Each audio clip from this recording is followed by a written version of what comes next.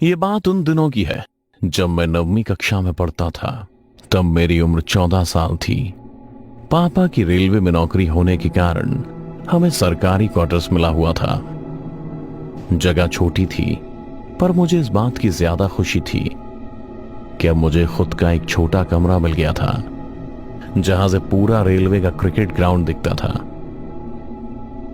मुझे क्रिकेट बहुत पसंद था। जब मुझे नींद नहीं आती थी तो मैं रात रात भर महेंद्र सिंह धोनी को अपने दिल की बातें बताता। उन्हें बताता कि आज मेरा दिन कैसे गुजरा, मैं किन किन लोगों से मिला, क्या क्या बातें हुई, सब कुछ। सच कहूं तो मैं उन्हें अपना मानता था, लेकिन इस घर में हमें एक और चीज मिली थी, एक टीवी जो कभी नहीं चलता था। पर एक रात मैं ऐसे ही अपने भगवान महेंद्र सिंह धोनी से बात कर रहा था कि अचानक मुझे प्यास लगी। मैं पानी पीने के लिए बाहर गया कि अचानक ही हॉल में रखा टीवी अपने आप ऑन हो गया, जिसमें एक औरत लाइव आकर मुझे देखकर बातें कर रही थी। हेलो देव, कैसे हो तुम? अच्छे दिख रहे हो। अच्छा सुनो, मेरे पास तुम्हारे लिए एक खबर है। कल क्रिकेट ग्राउंड में एक खून होने वाला है, तुम ठीक से रहना। ओके, कल फिर मिलेंगे, बाय। मैं अभी सुन ही रहा था कि अचानक ही टीवी बंद हो गया। उस औरत की बात सुन मेरे होश उड़ गए। कौन थी वो औरत, और उसे मेरा नाम कैसे पता था? और लाइव आकर वो जो कह रही थी, क्या वो सचमुच होने वाला था? ये सब सवाल मेरे खून को जला रहे थे। मुझे जब अपने कानों पर यकीन नहीं हुआ तो मैं टीवी के पास जाकर उसका स्विच देखा, तो वो तो पहले से ही बंद था। ये सब क्या हो रहा था मेरे साथ? मैं सारी रात इस बारे में सोचता रहा। अगले दिन पूरा टाइम स्कूल में भी मेरे मन में उस औरत की बात ही गूंजती रही। फिर वापस घर आकर भी मैं खिड़की के पास बैठा क्रिकेट ग्राउंड को ही देखता रहा। क्रिकेट ग्राउंड में आज काफी भीड़ थी। शायद किसी टूर्नामेंट का फाइनल चल रहा था। लोगों के चिल्लाने की आवाज मेरे घर तक सुनाई दे रही थी। मुझे अभी तक सब कुछ ठीक लग रहा था। देखते ही देखते मैच भी खत्म हो गया और सब लोग वापस अपने घर को चल दिए। माँ ने भी मुझे खाना खाने के लिए बुला लिया। लगता है मैं कुछ ज्यादा ही सोच रहा हूँ। शायद ये सब कुछ मेरा वहम भर है। किसी तरह खुद को दिलासा दे मैं खाना खाकर वापस आ गया, पर मेरे मन के किसी कोने में एक टीस अभी भी दबी रह गई थी। इसी जिज्ञासा के साथ मैंने एक बार फिर क्रिकेट ग्राउंड को देखा, तो पूरे ग्राउंड में सिर्फ एक शख्स पीठ करके बैठा हुआ था। मैं काफी देर उसे ही देखता रहा, पर घंटों तक वो शख्स अपनी जगह से हिला तक नहीं। रात के 11 बज रहे थे। मैं चुपके से ही बिना किसी को बताए ग्राउंड पर पहुंच गया। मैं डरते हुए शख्स को आवाज लगा रहा था, अंकल आप ठीक तो हैं? अंकल रात हो गई है, आपको घर नहीं जाना? अंकल आप सुन भी रहे हैं? मेरे इतना कहने पर भी जब उस शख्स ने कोई हरकत नहीं करी, तो मैंने आहिस्ते से उसके कंधे को पकड़ा ही था कि उसका सिर खुद ब खुद उसके धड़ से नीचे जा गिरा। किसी ने उस शख्स की गर्दन काट कर उसके धड़ पर सजा दी थी। अचानक ही उसका सिर नीचे गिरता देख मेरी चीख निकल गई। मैं पूरी तरह से डर के मारे कांपने लगा था। तभी मेरी नजर उस शख्स के कटे हुए सिर पर गई, जो एकटक मुझे ही देख रहा था। सच कहूं तो मरते दम तक मैं उस शख्स का कटा हुआ सिर भूलने वाला नहीं था। मैं तुरंत ही डरे सहमे दबे पांव वापस से अपने कमरे में आ गया और खिड़की से ही वो बिना सर का धड़ देखता था। पर यह कैसे मुमकिन था? टीवी में कहा उस औरत का सच कैसे हो सकता था? कहीं उसी ने तो मर्डर नहीं किया है, या फिर कोई मुझे जानबूझ के बेवकूफ बना रहा है और शायद से वो सच भी हो गया। मैं इस तरह के सवाल खुद से करता रहता, और अब मैं धोनी के पोस्टर से बातें करना भी छोड़ चुका था। मुझे बस इंतजार था तो आज रात 3 बजने का। इसी कारण मैंने मम्मी पापा के सोते ही टीवी से जुड़े सारे तार निकाल दिए और उसके सामने बैठकर बस 3 बजने का इंतजार करने लगा। जिसका मुझे डर था वही हुआ। टीवी इस बार अपने आप चालू हो गया, पर इस बार वो पहले वाली औरत नहीं थी, बल्कि इस बार टीवी में वो आदमी था जिसका क्रिकेट ग्राउंड पर कत्ल हुआ था। जो आंखें क्रिकेट ग्राउंड पर मेरे जहन को नोच रही थीं, वही आंखें अब टीवी के अंदर से लाइव ही मुझे देख रही थी, मुझसे बातें कर रही थी। हेलो देव, कैसे हो तुम? क्या हुआ? आज थोड़े डरे हुए लग रहे हो। सब ठीक तो है? अच्छा सुनो, मेरे पास तुम्हारे लिए खबर है। कल तुम्हारे पापा मरने वाले हैं, इसीलिए उनका ख्याल रखना और अपना भी। हम जल्दी मिलते हैं, बाय। उस शख्स की बातें सुन मैं टहल गया।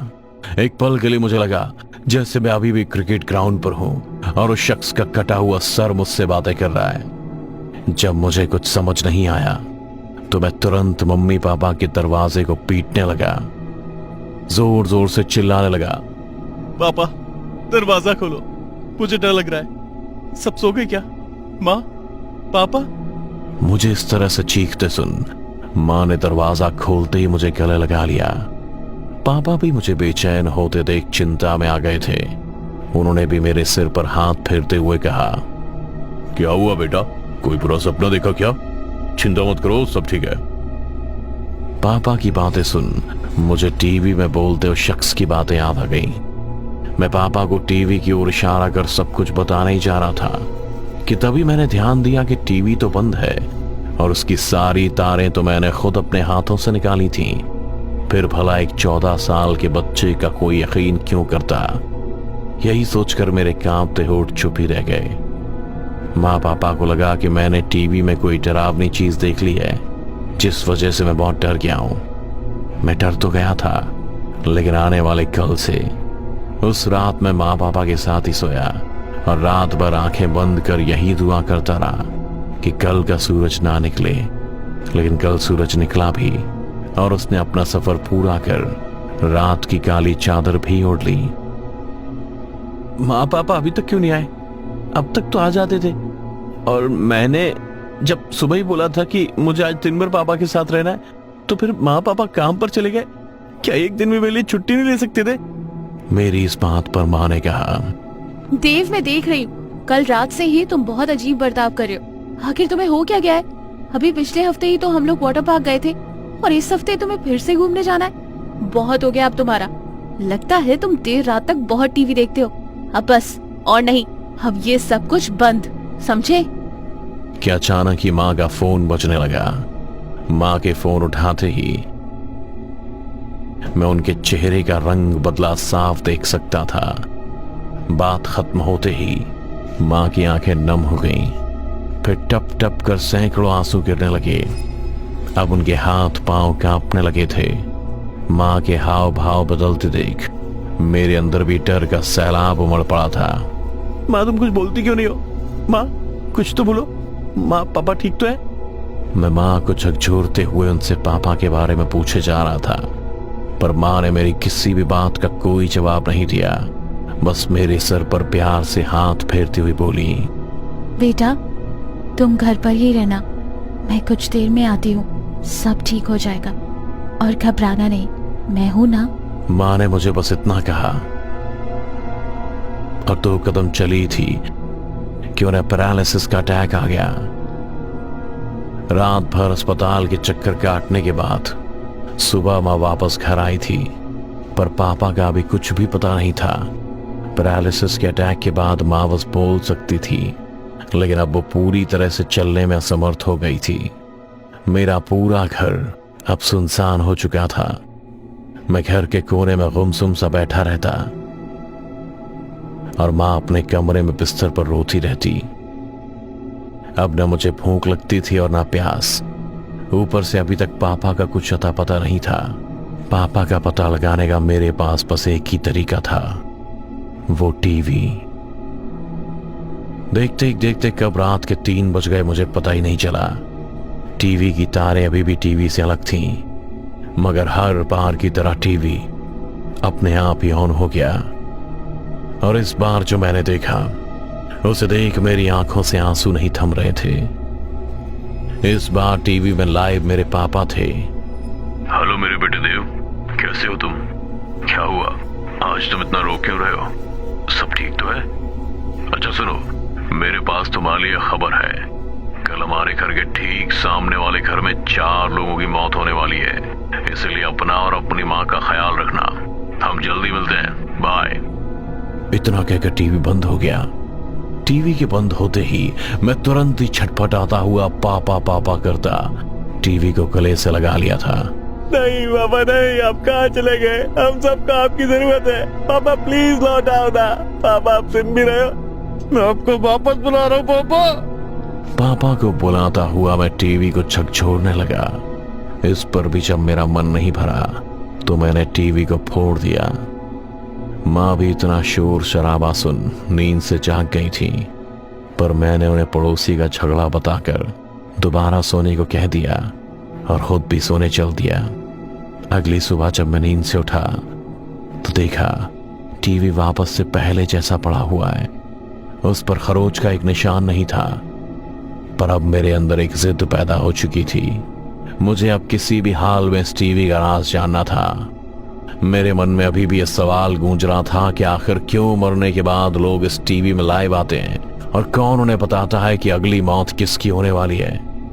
मेरे पास अब एक ही रास्ता था कि सामने वाले घर में जो 4 मौतें होने वाली हैं, मैं किसी तरह उसके कातिल को पकड़ सकूं। इसी सोच के साथ मैं सामने वाले घर पर निगरानी रखने लगा। मैं 24 घंटे सामने वाले घर में दूरबीन से देखता रहता, पर 2 दिन बीतने के बाद भी जब उस घर में कुछ नहीं हुआ तो मेरे मन में भी बेचैनी बढ़ने लगी थी, क्योंकि मुझे किसी भी हाल में अपने पापा के कातिलों तक पहुंचना था।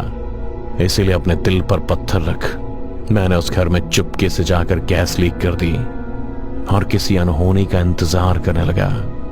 मुझे अभी 10 मिनट हुए थे कि सामने वाले घर में गैस ब्लास्ट हो गया और 4 लोगों की मौत हो गई। सच कहूं तो मुझे खुद से घिन आने लगी थी। मैं खुद से नजरें नहीं मिला पा रहा था, पर अपने पापा के कातिलों तक पहुंचने के लिए मेरे पास कोई और दूसरा रास्ता भी तो नहीं था। लेकिन मेरी इस कोशिश का भी कोई नतीजा नहीं निकला।